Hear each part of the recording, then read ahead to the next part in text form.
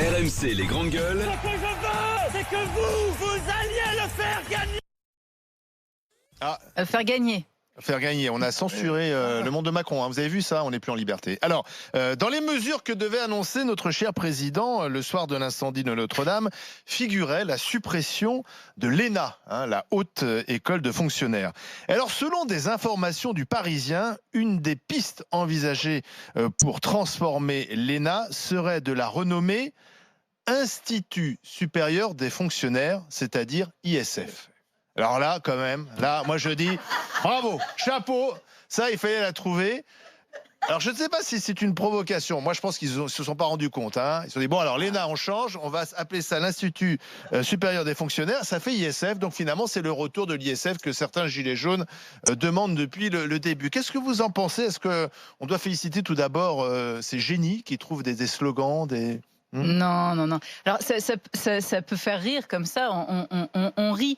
Mais si c'est voulu, avec l'idée de jouer sur les symboles et de se dire, après l'annonce, les journaux pourront titrer le retour de l'ISF, un peu symboliquement, alors qu'il s'agit d'un sigle. Écoutez, moi, je pense que nous vivons un moment très, très important dans notre histoire, mine de rien. Et vraiment, j'ai plus envie de rire sur ces symboles. Donc il faut forcément prendre un autre nom. Soyons sérieux. Jacques, tu crois qu'ils ont fait exprès? De toute façon, c'est démago. Je suis pour le maintien de l'ENA. Il faut réformer l'École nationale d'administration. C'est pas la question. L'ISF, tu crois qu'ils ont fait exprès? C'est ma réponse déjà. Oui. Première chose, l'ISF, à mon avis, ils n'ont pas fait attention. Mais par contre, ça me fait penser d'ailleurs, dans l'enseignement, on a supprimé les IUFM. Et après, dès que Payon est arrivé, on a créé à la place l'École supérieure du professorat. C'est d'ailleurs toujours aussi nul dans le domaine de la formation. Donc, il faut réformer en profondeur l'ENA. Ça a été créé à la Libération. Il n'y a qu'à faire la réforme qui a été faite à Sciences Po, où le recrutement de Sciences Po s'est largement élargi. La réforme de Ricci, de Descoings, est une bonne réforme. Il faut faire la même chose à l'ENA. Alors l'ISF, c'est une bonne vanne, ça, ok, du nom. Non, c'est pas fait exprès. Moi, je ne peux pas penser que c'est fait exprès de faire cette vanne. D'ailleurs, c'est de la démagogie de la part de Macron. Il est lui-même énarque, il est sorti quasiment dans les majors de l'ENA. Donc, alors ça s'appelait à une partie des gilets jaunes. Non, trop de symboles tue le symbole. Même les gilets jaunes ne seront pas dupes. Pour la réforme de l'ENA en profondeur. Mais pas la suppression. Pas la suppression. Anas, est-ce que tu crois que ISF, ils ont fait exprès? Je crois que Macron a raté 2 fois le concours de l'ENA. Non. Normal Sup 2 fois. Non, il l'a fait. Non. Normal Sup 2 fois et l'ENA 0. Absolument. L'ENA, il l'a eu, oui. L'ENA, Normal Sup, il n'y est pas arrivé. C'est pour ça que Bruno Le Maire, est repéré au gouvernement et été reçu du premier coup. Normalien. Mais enfin. Et Wauquiez était reçu. Être énarque aussi, c'est difficile. Anas. Oui, moi, enfin, qui demande ça? Qui demande la suppression de l'ENA? Enfin, moi, personnellement, je suis contre la professionnalisation de la politique. Je suis contre des personnes qui sortent à 22 ans ou 23 ans d'une école et qui finissent sénateurs encore à 80 ans. Moi, je suis contre ce système-là. En fait, on nous impose un système qui fait que parce qu'on a fait une école, alors on mérite plus de faire de la politique. Moi, je suis pour qu'il y ait des étudiants qui puissent accéder à la politique, qu'il y ait des ouvriers, qu'il y ait des cadres, des informaticiens, etc., qu'il y ait des gens de la société civile. Et le problème, pourquoi aussi, ça va dans ce qu'est le macronisme, c'est-à-dire de vouloir faire rentrer une société civile. Mais quand on regarde, enfin, il y a très peu d'ouvriers. La plupart, ce sont des avocats, des cadres supérieurs en entreprise. Et c'est un peu d'essayer d'affronter toujours l'ancien monde. C'est un peu le. Donc le problème, c'est pas les énarques, un peu c'est le mélange. Il faut un peu c'est tout. qu'il a envie Même d'essayer de rompre complètement, mais bon, derrière, enfin, s'il pense une seule seconde, Emmanuel Macron, s'il m'entend, s'il pense qu'une seule seconde, aujourd'hui, il t'entend, là, il n'y il aura plus aucun mouvement, il n'y aura plus aucune crise sociale, parce que derrière, il va changer le nom d'une école, enfin, il se met le doigt dans l'œil. Donc c'est démago pour vous? Inutile surtout. Inutile. Bon, dans l'actualité beaucoup plus grave que la suppression de l'ENA, c'est cette série d'attentats au Sri Lanka. Alors, il faut être prudent parce que pour l'instant, on ne sait pas qui a fait ça. 290 morts, c'est un bilan encore provisoire. 500 blessés, une série d'attentats suicides. Le dimanche de Pâques, visant des églises, mais aussi des hôtels. 24 personnes ont été arrêtées. Pour l'instant, des attaques qui n'ont pas été revendiquées. Un nouveau couvre-feu a été décrété pour la nuit prochaine. Le monde catholique, et pas seulement, en émoi. En ce moment, c'est dur pour les chrétiens qui sont visés un peu partout dans le monde, Jacques. C'est une minorité là, au Sri Lanka, où à peu près ça représente un peu moins de 2% de la population. Moins de 2%. Ouais. Oui, moins de 2% de la population. Et là, vraiment, les chrétiens sont visés, en particulier le jour de Pâques. Et alors, il faut voir, les chrétiens, pourtant, il y a une majorité de bouddhistes au Sri Lanka, et les chrétiens ont de très bons rapports pour réconcilier les Tamouls avec les Singalais. Donc, c'est pourtant un point extrêmement positif. Bon, donc, il faut être très prudent. Pour l'instant, c'est pas revendiqué. Mais enfin, c'est vraiment atroce. Fatima. Alors, je ne sais pas si c'est l'effet des réseaux sociaux, mais de plus en plus, j'ai ce sentiment-là. Alors, je ne sais pas si c'est simplement moi ou d'autres le partagent. Lorsqu'on a ces drames qui s'affichent et qu'on apprend et qui nous giflent comme ça, que ce soit, et ça m'a fait le même effet, ça m'a fait cet effet-là pour cette église pendant le jour de Pâques. J'ai éprouvé la même chose pour la mosquée en Nouvelle-Zélande et pour la synagogue en Pennsylvanie. On est touché comme si c'était en bas de chez nous. Vous savez, avant on disait le mort kilomètre, que plus c'est loin, moins on est touché. Mais j'ai l'impression que ça c'est de moins en moins vrai et que vraiment on est touché comme si c'était arrivé, à côté de chez nous. Ouais. Oui, à côté de chez nous. Et en même temps, c'est lié. Notre sentiment de tristesse et de colère est mêlé à un sentiment d'impuissance terrible, puisqu'on se dit mais que faire ? Voilà. Dire on est triste, dire c'est répugnant. Qu'est-ce qu'on fait parce qu'on a le sentiment que, je sais pas, que notre époque court à sa perte. Ouais, alors, on a ce sentiment-là, et exacerbé. Ouais. Donc c'est peut-être aussi parce que comme on est très informé, on a le sentiment que c'est pire qu'avant, et c'est sans doute faux. D'autres me diront, il y a toujours eu. Mais voilà, moi en tout cas j'ai ce sentiment-là, et j'ai du mal à lutter contre mon sentiment de fin du monde, on va dire. Anas Kazib. Ça montre une chose, hein, que la terreur, la haine de l'autre, elle a ni religion ni couleur, et que enfin voilà, ça se déplace, cette haine on va dire du vivre ensemble, de l'humain, elle est partout, que ça soit à ce qui s'est passé en Nouvelle-Zélande ou là au Sri Lanka, enfin voilà que. Enfin, il y en a qui parlent symboliquement uniquement de la question de tuer des gens dans une église ou tuer des gens en prière dans une mosquée. Moi, je pense qu'on devrait condamner d'office, peu importe le meurtre, qu'il soit à l'extérieur ou à l'intérieur d'un temple, d'une église ou d'une mosquée. Enfin voilà, c'est regrettable. Après, c'est vrai que on sait pas encore. Il y a des personnes qui ont été arrêtées, mais on ne sait pas d'où ça vient en fait. Qui a orchestré ces terribles attentats.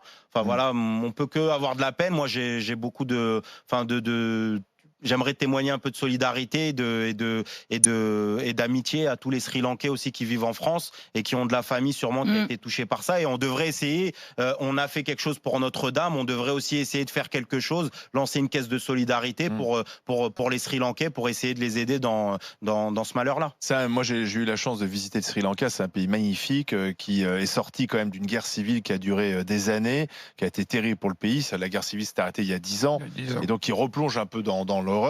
C'est vrai que c'est un pays magnifique et qui mise beaucoup sur le tourisme, notamment le tourisme vert. Il y a beaucoup de choses à voir. C'est sûr qu'on voit bien que les cibles, il y a à la fois les églises, mais aussi les hôtels. Donc il y a une volonté aussi de déstabiliser le pays, d'attaquer le pays là vraiment où ça fait mal. Jacques.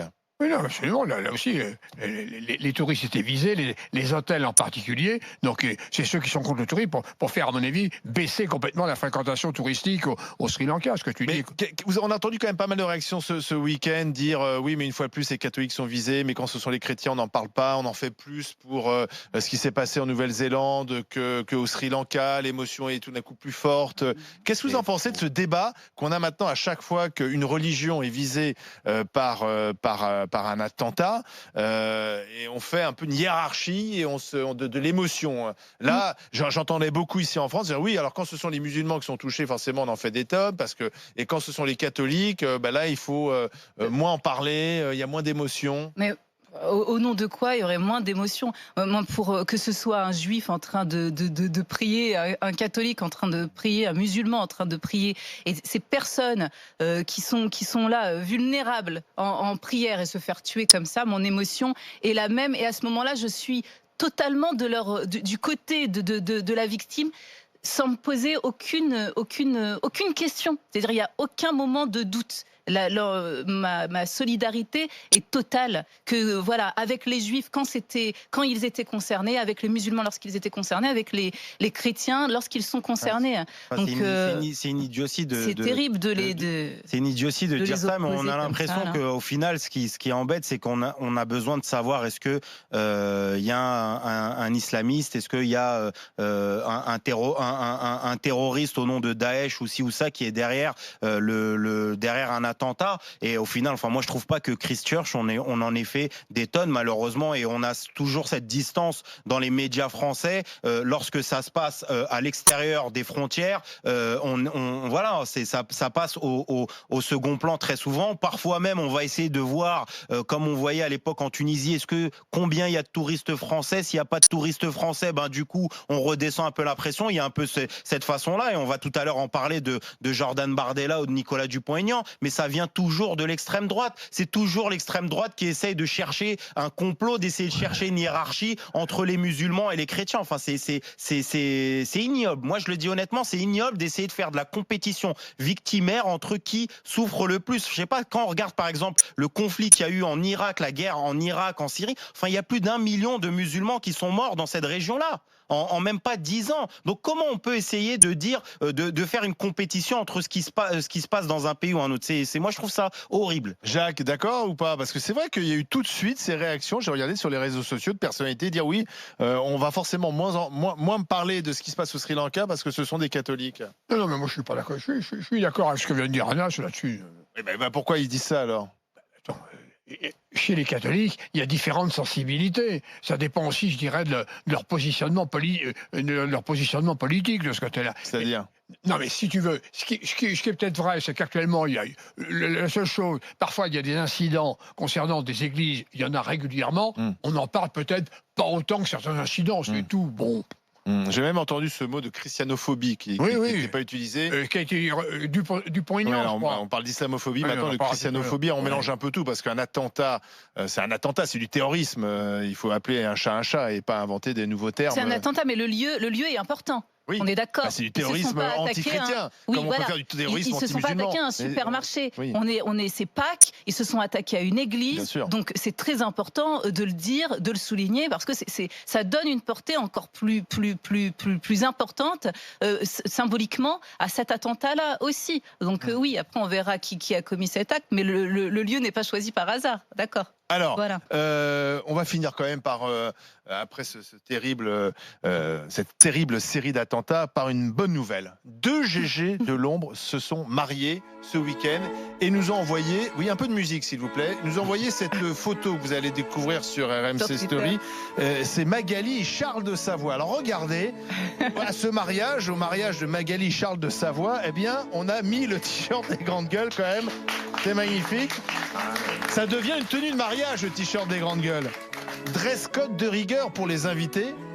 On sent que le petit, avec sa petite pose, on sent que c'est une graine de grande gueule. Oui, alors on n'a pas de taille enfant, donc ça lui fait un peu une jupe. Mais alors ce qui est marrant, c'est que en voyant cette photo, c'est très sympa, on les embrasse et on leur souhaite tout le bonheur du monde.